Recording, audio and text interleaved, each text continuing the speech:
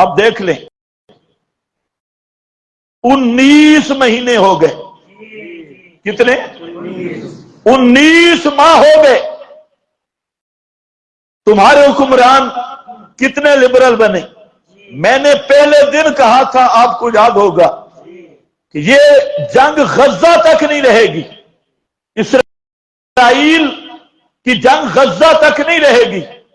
اگر تم نہیں اٹھو گے تم پہ بھی وقت آئے گا. یاد ہے؟ اب وقت آ نہیں گیا، اتنا زیادہ عرصہ نہیں گزرا. ہم تو یہود و نصارہ کے منصوبوں کو جانتی ہیں. ان کے جو منصوبے ہیں وہ سب ہم ان کے باقاعدہ ان کی تاریخ سمجھتی ہیں، ان کا ذہن سمجھتی ہیں. اب مودی کو پاکستان کے خلاف کیوں کھڑا کیا گیا؟ مودی خود کھڑا ہوا ہے، سوال نہیں پیدا ہوتا. مودی میں ہمت ہی نہیں، گائے کا پیشاب پینے والا. اچھا کوئی غیر مقلد بیٹھا تو ناراض نہ ہو، کیونکہ غیر مقلد بھی اونٹوں کا پیشاب پیتے ہیں. اونٹ ذرا اونچا ہوتا ہے. چلو یار یہ جملہ نہیں کہتے، کوئی غیر مقلد ناراض ہی نہ ہو جائے.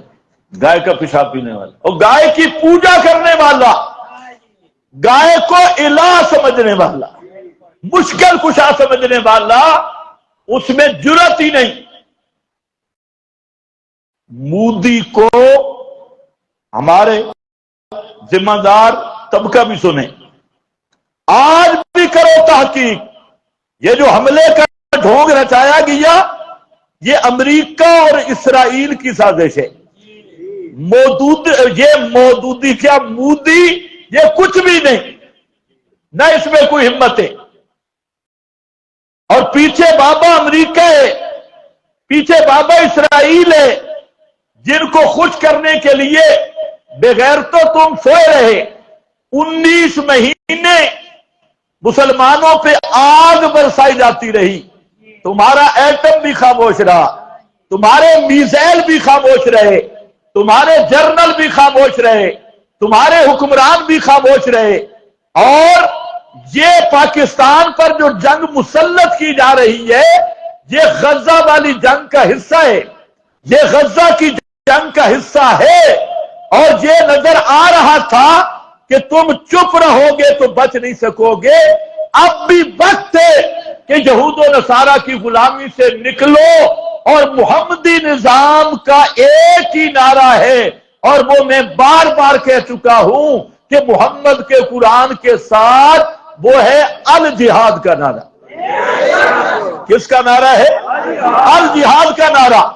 آج تک تم نے جہاد کو دہشت گردی کہا، اور جہاد کے خلاف یہود و نصارہ کو خوش کرنے کے لیے تم سب سے زیادہ اس کے دشمن بن گئے.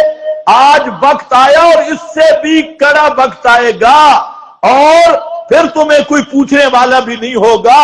اور یہ کوئی مودی کی بات نہیں، میں پورے دعوے سے کہتا ہوں کہ یہ جو حملہ کروایا گیا آزاد کشمیر میں، اس حملے کے پیچھے بھی امریکہ اور اسرائیل ہے.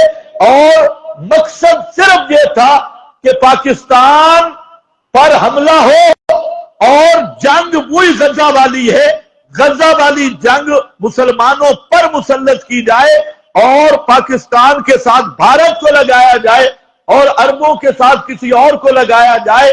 اور اصل منصوبہ وہی ہے بیت المقدس پہ قبضہ کرنا، مسجد اقصی پہ قبضہ کرنا. تو اس میں اب بھی وقت ہے کہ مصلحت چھوڑو اور جہاد فی سبیل اللہ کا نعرہ لگاؤ.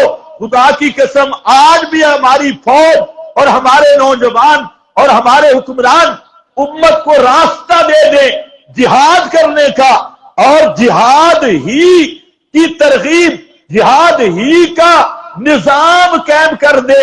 دنیا کا کوئی کافر نہ پاکستان کے خلاف سازش کرنے کی ہمت رکھتا ہے، نہ غزہ کے خلاف کچھ کر سکتا ہے. کرو گے جہاد؟ یہ جہاد وہی ہے. اور بھارتی میڈیا سنو، بھارتی میڈیا کیا کہہ رہا ہے؟ اسرائیل امریکہ نے مودی کو کہا کہ آپ پاکستان پہ حملہ کرے اور پاکستان کا وہ حشر کرے جیسے ہم نے حماس کا کیا، اور اس طرح کی کارپیٹ بمباری کرے جیسے ہم نے فلسطین میں کی. یہ بھارت، اور یہ اگرچہ الگ مسئلہ ہے کہ بھارت میں وہ ہمت نہیں. بھارت بزدل مشرک قوم ہے، اور اگر پاکستانی حکمران، پاکستانی فوج، پاکستانی نوجوان آج بھی اعلان جہاد کر دیں، خدا کی قسم اسلام کا بول بالا ہوگا. اور اعلان جہاد صرف مودی کے ساتھ نہیں، مودی جن کے ہاتھوں میں کھیل رہا ہے، بھارت انڈیا جن کے ہاتھوں کا کھلونا بنا ہے، اور وہ امریکہ اور اسرائیل ہے. اور جہاد کا اعلان کرنا ہوگا.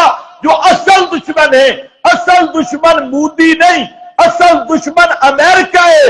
مودی اس کا پالتو ناجائز بچہ ہے، بھارت انہی کے ہاتھوں میں کھیلنے والا کھلونا ہے.